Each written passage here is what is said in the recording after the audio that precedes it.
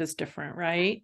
Okay, Right. as we go through some of this, maybe we can kind of walk through this together, right? So, how about anybody else? Does anybody else want to weigh in on how this was for them this week? And then we're going to go over our relationship graphs in terms of what you guys have. Suzanne, how did it go for you? Can you hear me? Yeah. Mm-hmm. Oh, okay. Well, it was okay. It was fair, and I just went back and I have several belows, several aboves about all that went on in my childhood and all the hostility that I experienced in my family and all the grief and the heartache. Um, I tried to find a good thing, and there was lots of good moments too. Mm-hmm. Because I knew my parents loved me without a doubt, Yeah. and they always provided for us without a doubt. My dad was a very hard worker. Um, it's just that making the home a haven or a peaceful environment just was not on their on their radar at the time. Yeah. It was Yeah. hard. Yeah. Yeah. Okay. Good work. I know this is hard. It gets a little harder before it gets. Yeah. Yeah. How about you, Marcus? How did it go for you? It went pretty good, I thought.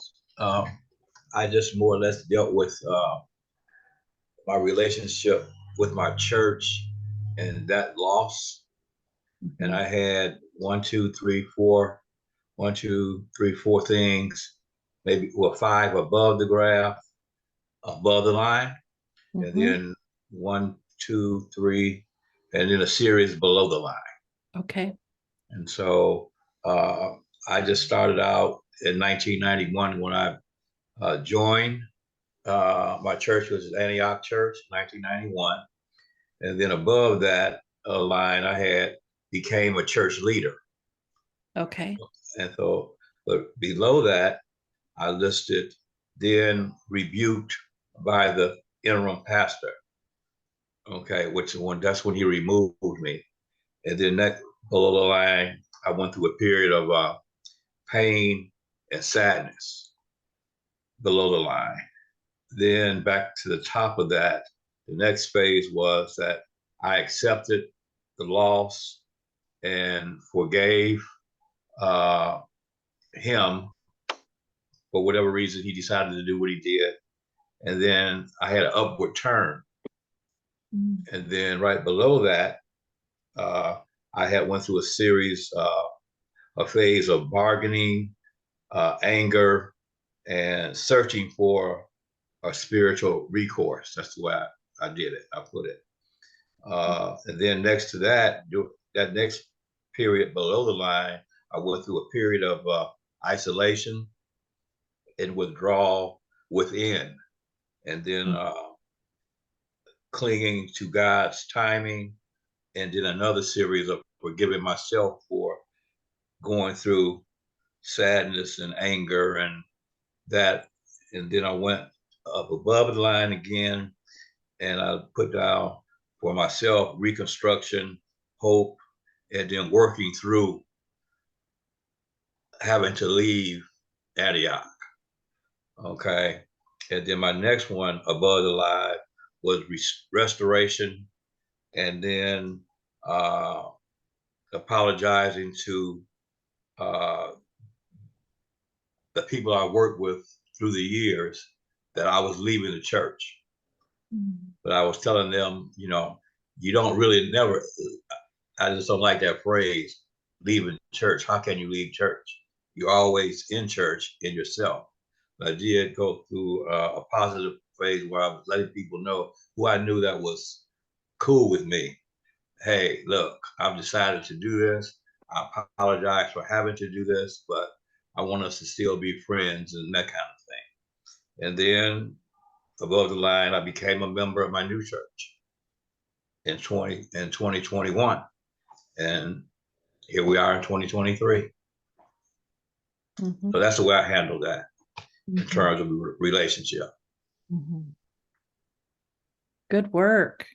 You can kind of see the roller coaster that you've been on emotionally. Yes, Yeah, yes, yeah. yes. But I'm on a straight and narrow now, so I'm good. Right. But I just didn't realize I'm glad I did this because it allowed me to reflect on myself and the loss and the relationship I had with my former church. And I did go through a period of pain. I did go through a period of sadness and anger and, isolation and why me and not understanding and remorse and all of that. But then finally I accepted that. But I was able to list that and how I was able to move forward and do an upward turn and then compensate. Hmm. Yeah, yeah. And we talk a little bit about victims and the victim mentality, and Right. the book talks about that too. And I love how they talk about, like, even if within the context of the conflict, we're like 1%, we have 1% responsibility in a conflict. Even if it's that little responsibility, at least we're willing to take on what our part was. Does that make Right. sense? Yeah. And I think you kind of evidence that by, being hurt and acknowledging that hurt, and yet being willing to talk to people and let them in on some of your pain, but not staying stuck there, right? Not staying stuck and feeling like you have to allow yourself to be hurt and victimized, right? You have power. You were able to make decisions that might have been difficult, and yet you made them, and you were able to create something positive for yourself. And ironically, this happened this past weekend on Saturday. Mhm. Uh, Prominent friend of mine, his mother passed. We all were Antiochians, so we went to Antioch together. And Mm. so a lot of members, I wasn't the only one that had left the church. A lot of the old members had left, but we all showed up for her service, her homegoing service. And Mhm. so the pastor who let me go from my position, preached the service, of course. And so I was so close with this family, I went to the cemetery for the burial and wound up right next to him. Okay. When we were doing ashes to ashes, dust to dust deal. But I turned to him and I said, Reverend McElroy, how are you doing, man? Brother May. And we just shook hands and I said, I hear good things from you. Hope everything is going for you. Well, I'm praying for you. And he said, well, good, I need prayer. And that was that. But that kind of brought and he felt good and I felt good. But it just so happened we wound up right next to one another. Mhm. And so that was uh, Mhm. stood out in my mind how things change. Mhm. Right. Isn't that interesting? Like, um, part of, what we do is we do forgiveness statements, right, on our graph. Right. And I love that they say, like, is forgiveness is giving up the hope of a different or better yesterday, right? That's what the book says. Yeah, I read that. I read that. Yeah. Right. Right. So, and I like how it's like, as we forgive, we give up the hope of something that would have happened or could have happened or should have happened, right? Right. And it's not a condoning, like, we're not condoning the hurt. Um, Right. you know, but the book, as the book talks about, like, resentment of past events, they'll limit and restrict our ability to participate fully in Right. our life, right? Right. So those Right. unfinished emotions get attached to resentful memories, and then they just kind of live on and on and on. Right. And I think that's what's so important about forgiveness in general, because um again, it's not condoning what happened, but it's giving you a freedom to have a different outcome so that you can complete loss and be hurt less. I think one thing you know, ended here, I guess, I learned not to carry grudges. Mhm. And that helped me along with this exercise in identifying the fact that I guess I've grown, okay, over the Nope, years. I think you know, froze. You froze for a second there, Marcus. Can you tell us? You said you learned not to carry grudges, and then what? right. And then there was a time when I would, but I think I've spiritually grown to the point now where I can move on with things and just don't hold grudges for whatever situation happens because it does you no good. You know, it's like backtracking when we should be moving forward. Right. Right. Exactly. Yeah. And it's like we can see God's hand in that, right? We can see Amen. he Amen. created our psyche, right? He created those parts of us that maybe even are not as familiar, to us, but he knows that if we hold on to things and don't allow forgiveness in our heart, or at least the will to forgive, sometimes emotionally that's hard to catch up, but he knows that we can't ever like move on fully. Right. Yeah. Yeah, because things I've learned in some of my Bible study, especially in Ecclesiastes, there's a time and season for everything. Nothing is permanent. Mhm. Things are temporary. And then it may be this whole scenario that I went through, the Lord or God had another place for me to be for Mhm. him. Because it's not about us. It's not about me. Mhm. It's about his goal, his plan for our lives. And if he told us what that plan was, it wouldn't work because we mess it up every time. So it might have been more to it when I saw, what I viewed. You never know what he was doing and what for reason. Because like, I think I just had to come to recourse. Well, maybe my time is up. Mhm. I did what he asked me to do when I was where I was at. And maybe he has somebody else that he wants to bring up and make a leader and whatever. But maybe it was my time that he chose to move me and my wife on. And that's another way you can look at it. Yeah, and I think ultimately his goal or what he wants for us is freedom, right? Amen. He wants freedom That's from very good. hurt and freedom from holding grudges and freedom. I mean, overall, I think that's what he chooses for us. That's what he wants. And he wants us out of his, as we're obedient, we gain that freedom. And I think that was really amazing that you were able to, shake his hand and Yeah. be with him, and what a Yeah. testimony that is. It really is. I thought that was amazing too. And that just happened this weekend. Yes, just Saturday. And I'm Wow. working on this lesson at the same time. Isn't that timely? That's amazing. That's Yes. that's Yes. so cool. Well, thank you. Thank you, Marcus. That's great. Thank So you. let's leading in, right? So let's continue it. Like, Brenda, are you okay with sharing your relationship graph? And then like if you did assign any forgiveness statements or apologies or emotional statements, share that with us if you're comfortable. If you didn't do that part, that's okay, because that's actually kind of part. Okay. Mine is on the loss of what could have been. Mhm. And so I went through, we got married in 1978, and his plan was to work until he died, work a full day's work, and then die. But Wow.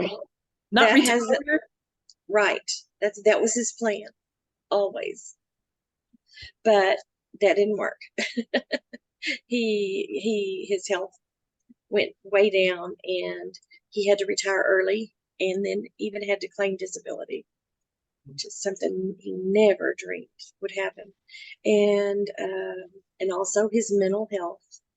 It's better now than it was before, but still not where you would expect it to be at this time.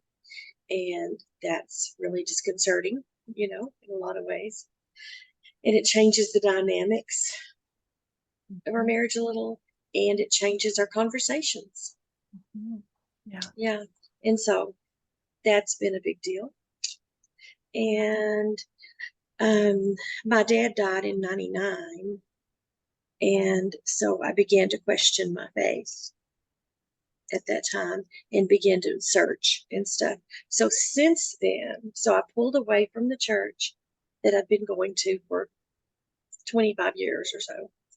And then I went to 1, 2, 3, 4 different churches Mhm.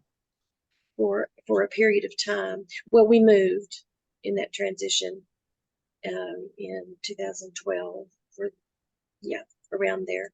And so that was, man, as I was writing that out, it's like, wow, the first one, it was huge because I was leaving friends, from 25 years. Mhm. And that was really hard. I didn't mean to leave them, but they weren't as interested in continuing, or it wasn't as convenient to continue the relationships because our circles, weren't quite the same. And so then when we moved to a different town in the country. And so at first, because we were building a house, busy, and still working on another job, each of us, um, I didn't go to church much. And that was really tough, really tough. Hard not to have that worship with people and that connection and friendships. And so I began to look. And so I went to 3 different ones, and they were all good. They were all very good. Many good things in most of them, but I would pull away. I'm not sure why. I can't even tell you exactly why. One of them was a little too far, and I was still working, and I would buy groceries afterwards. So I would leave at 8:30 in the morning, and I wouldn't get home till 2. And that wasn't, setting very well. So that's why I pulled away from that one. But it was amazing church. And so then I started going to one in town. And I really can't tell you why I pulled away from that one. And then I went to another one that was really special. But then I began to pull away. I really can't say why on that one. And then there was a period where I wasn't going. And then my mother-in-law, who we were caregivers for, precious, precious woman. And she very much, she wanted to go to church. She couldn't for about a year. And then she finally got barely able enough to be able to go. And so I took her. She wanted me to find where I wanted to go. But I wanted to find one that she was happy with.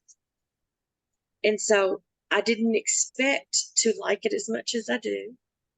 And when she passed, I was asking God, okay, God, where are you going to put me? Where am I going to go? Where am I going to go? And I'm staying right there Mhm. because it's a powerful group of people, loving, giving, caring. And so it's like, so I'm there. Mhm. So that whole thing about pulling away has been, I never expected that ever. Mhm. And we have the loss of relationship with our son and the grandkids.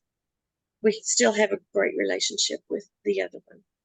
So we're very, very blessed there. And go. And even though all those things happened, I still felt like there's so many good things though. Things are a lot better in our relationship in a lot of ways, lots of ways. And he's expressing his love for me. He's verbally expressing it. He does things, just a lot of different things. He's more vulnerable and he knows, but still it's a lot, it's just so sincere. And that's amazing. that kind of trumps everything else in a lot of ways Are you talking about with your husband? with my husband. Okay, that's what I thought. Okay. Yes. Yeah. And then the other things were, because he couldn't work, we don't have our house finished. It's like really close, but there's still a lot of things that need finished. Mhm. And so that's kind of a loss because it's such a special house and we had such great plans Mhm. we were going to build it and sell it, then build more on this land. And Mhm. so that never happened. My husband says we got old in the process of building. Wow.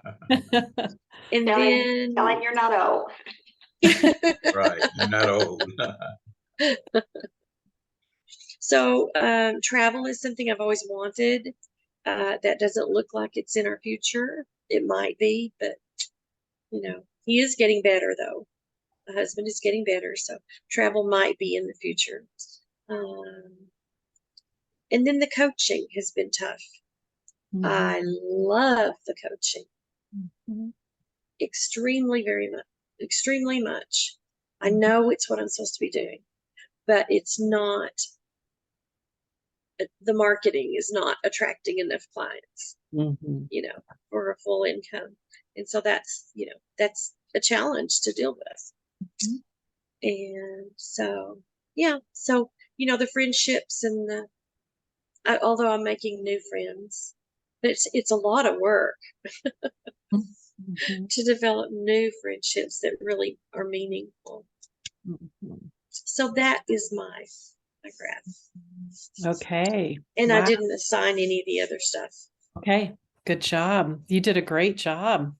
Yeah, that takes a lot of like looking back and deciding what was I hoping for and what is my reality today, right? And that's really, I think that's really good too, because it helps us know how to pray for the things that are still yet to come too, right? Because I don't think that the obstacles have to define us, you know? Right. Mhm. Yeah, I think you Yes. would be an awesome coach, right? And I Oh, think thank you. especially in these days, it is really tough. It's tough all across the board. Yes. So I don't, COVID changed a lot of things. it did. Yeah. But I think too, just just as a side note, I think in our marriages, it's interesting how your husband wanted to work and then die.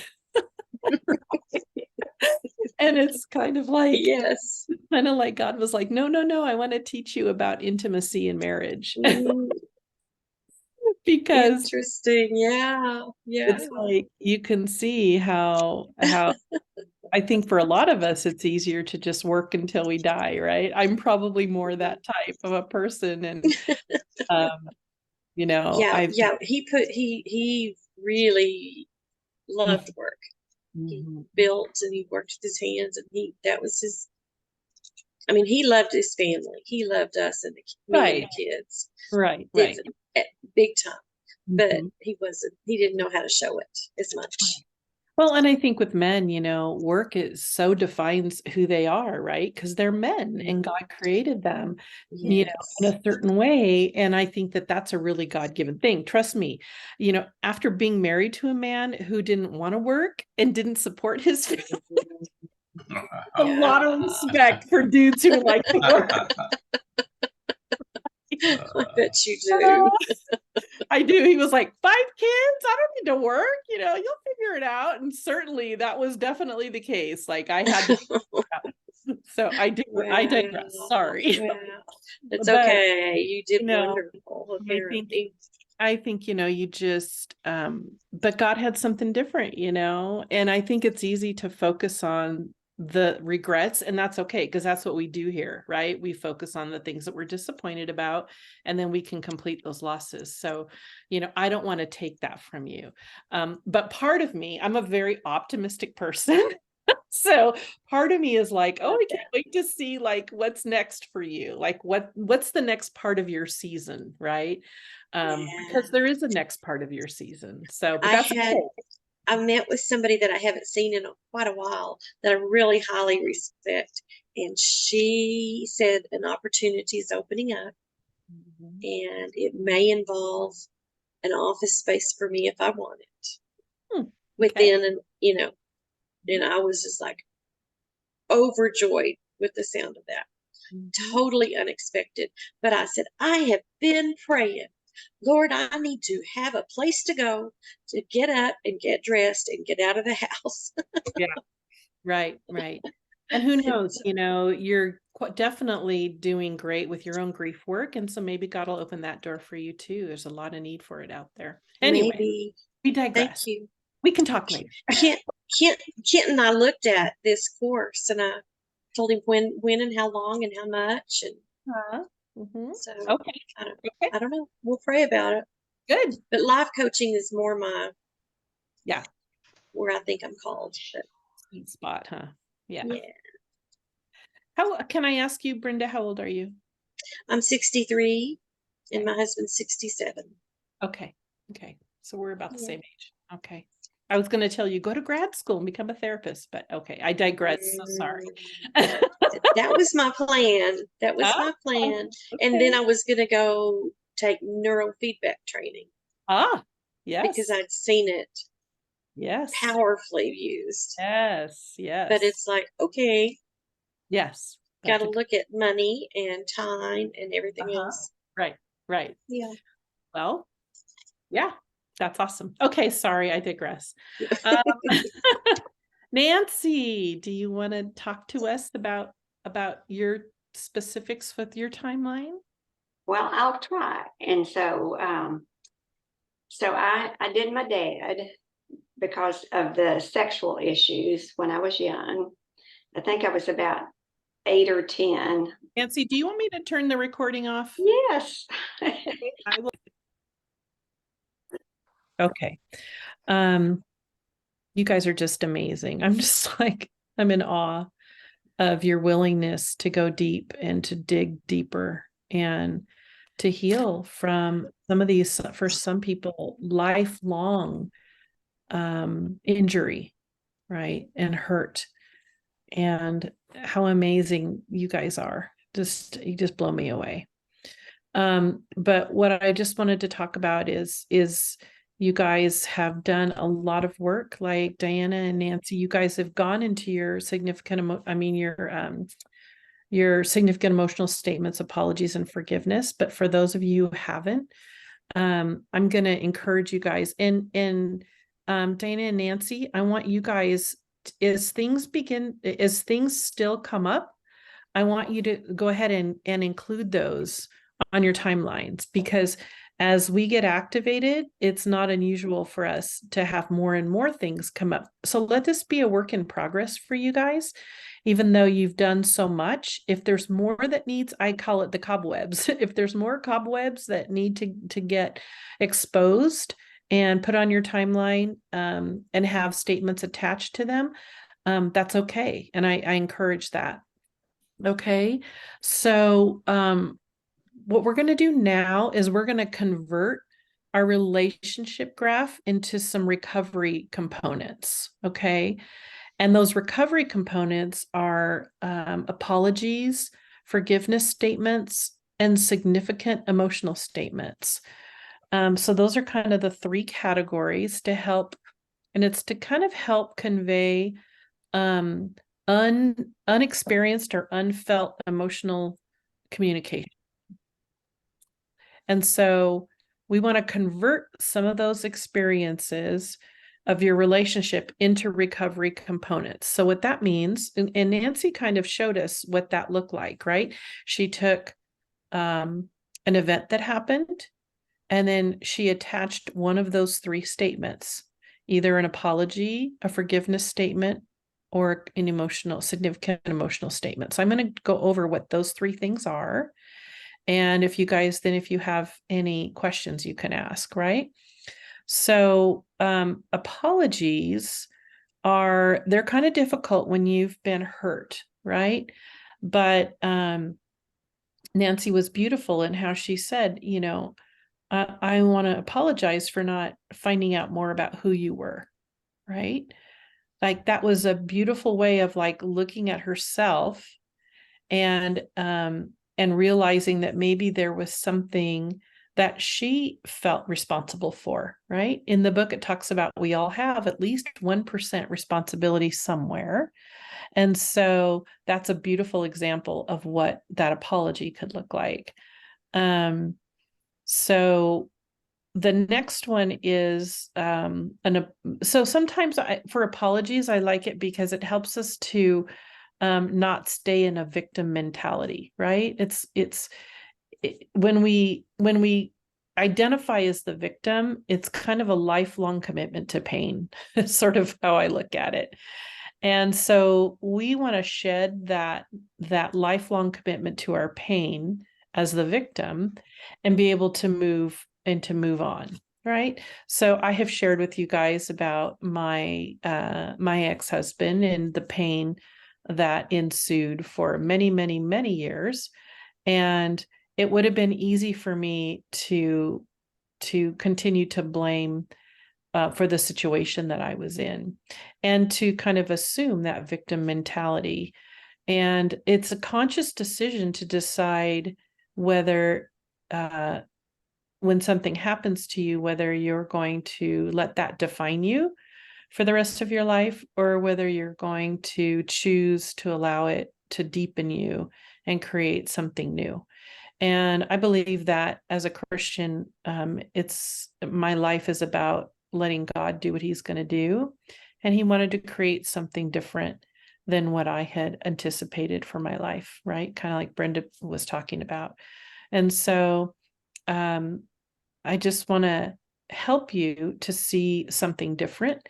And by having an apology attached to an event that could happen, it helps us to kind of let go of that victim mentality.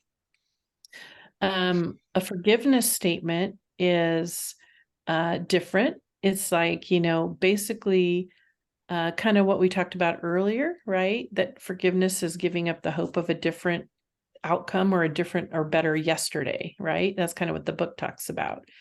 It's forgiveness is not condoning. And when we memorize situations and in the past, we restrict or limit our ability to live life fully if we are committed to unforgiveness, I guess. So, or committed to resentment, maybe is a better way to put it. So I want to challenge people to kind of like what you guys have been sharing tonight. Like it's so freeing to be able to move beyond a resentment and allow ourselves to consider forgiveness. And I want to challenge you guys too that maybe try a forgiveness statement and see how it feels to you, right? My guess is that even if you don't want to forgive or everything in you is like fighting, remember that we forgive because it's in our best interest, right? God always gives us mandates and protocols for us to follow, not because he's being unreasonable or because he doesn't understand, but simply because it's in our best interest. And he created us, so he knows what's best for us. So sometimes we have to just trust. And my guess is that if you make a forgiveness statement, you might feel something shift inside of you in your spirit because you're just being obedient. So I want to encourage you to either attach an apology, a forgiveness statement, and the last one is significant emotional statement. And these can be really good in that you can express a feeling that you've never communicated in this way. An example of a significant emotional statement might be, I loved you, I hated you, I was proud of you, I was ashamed of you. Thank you for sacrifices you made. I appreciate the time you spent together, right? You can see how each of those statements can be truly genuine to you. It doesn't have to be positive or negative. It's just going to be whatever makes sense for you. So the reason our timelines are structured in the way they are is that hopefully you can take an event that's on your timeline and then you can attach one of these 3 statements to each entry in your timeline. Okay, so it takes a little bit of work, and if you can't think of one, then we'll come back to it and maybe we can help you with it next time we meet. This is a really vital part of what we're doing, and that's why I'm giving you 2 weeks to do it. Because kind of like what Diana and Nancy showed us, like you can see where that's where some of the completion begins to take place. Like both of them reported feeling more free, right? More able to let go or more able to move on. And so this is a really important component of what we're doing in terms of our grief work. So I want you to take your time and think about what kind of a statement applies to each of the entries that are on your relationship graph. Okay. So there will be another homework assignment this week. And then next week, we're going to come together and we're going to talk about what statements you guys have assigned to each of your entries. Okay. Does that make sense? Yes. Okay. All right, you guys. I think we're done for tonight. So, So yeah. I have a quick question. Okay, Suzanne, go ahead. And then Marcus. Go ahead, Suzanne. Excuse me. So we have 2 weeks to work on this next one? So, Or you're no, talking about past week, what we've already done? right. So- So it's kind of 2 parts. So the Yeah, so first we're part continuing was, that second page. Yeah, okay. yes, And then we'll meet next week for sure. yes. Okay, Yep. thank you. Got it. Yep. Go ahead, Marcus. So in my case, I have 1, 2, 3, 4 above the line and 1, 2, 3, 4 below the line. So are you asking an apology and forgiveness and an emotional statement for each entry? Below the line. Each entry above or below. Okay. Okay. Mhm. Okay. Right. All right. So Each entry above or below, we connect one of those 3: apology, Uh. significant emotion, or forgiveness. We attach only one to each statement, right? Not all 3. yes. Correct. Yep. Okay, Yes. say it again. 1 to each statement. Right. So there are 3 choices Right. that you can choose from. Right. Take one of those 3 that seems most appropriate and apply it to each entry that you have on your graph. Okay. That makes sense? Yes. Okay.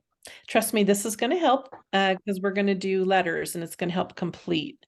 And if more things come up that you want to add on your graph, that's okay, right? Because we want the Holy Spirit to, and our, how he created us to continue this process. And if there are things that you haven't remembered until now, or things that you'll remember next week, we're going to value those things and you can put them on there. Okay.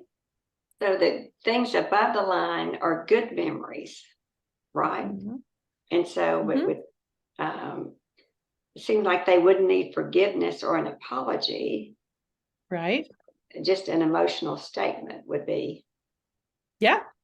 Okay. It's probably going to be more positive, right? It can be, thank you, Mom, for, how you always attended to whatever, right? It can be something.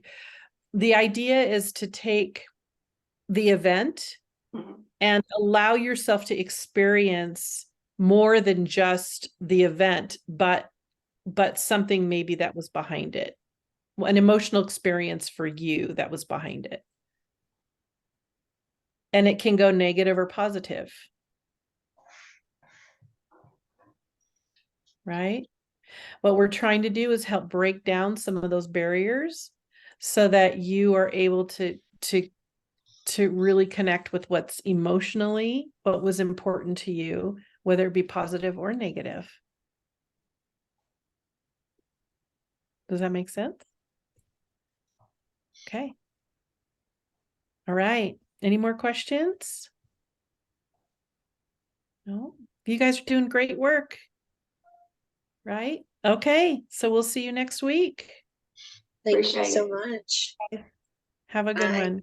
Good night. Thank you. Good Good night. night. Good night. Good night, everyone.